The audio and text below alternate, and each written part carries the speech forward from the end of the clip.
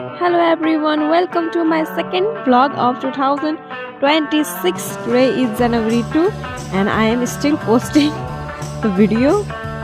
अनि के भइरहेछ मैले 3-4 चोटी भन्दा पनि 10-15 चोटी नै भिडियो बनाइरहेको छु।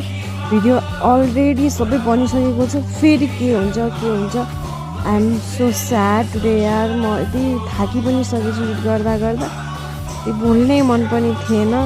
अनि त्यो यता उता भइरहेछ भिडियो, त्यसलाई चाहिँ माइन्ड नगरेर हजुरहरूले चाहिँ यसो हेरिराखिदिनु होला है, सपोर्ट गरिदिनु होला।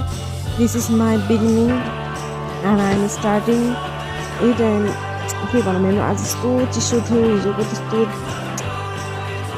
त्यस्तो घाम लागेको, आज बहुत चिसो थियो। अनि यिनी हुन् हाम्रो घरको सानो सानो मेम्बर। अनि मैले चाहिँ फेस वास, हिमालयको फेस वास र ब्रस देखाइराख्नु छ।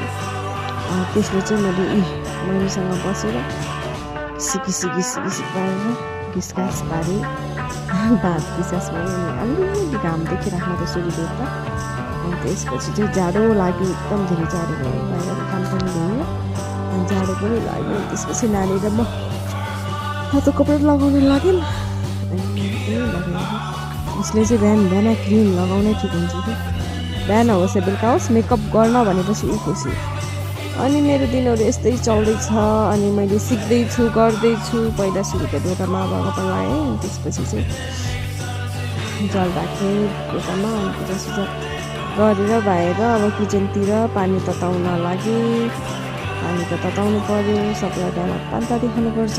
त्यसपछि दुध थियो, दुधलाई उमालेँ, चिया बनाएँ एकतिर। अनि पछि नानीहरूको स्कुल छ, उनीहरूलाई फ्राई राइस बनाइदिएँ। राइस थियो अनि आलु सालु हालेर अनि अन्डा हालेर, अन्डा चाहिँ छुट्टै अन्डालाई फ्राई गरिदिएर अनि यस्तै गर्दै हेर्नु मैले कसरी बनाइरहेको छु।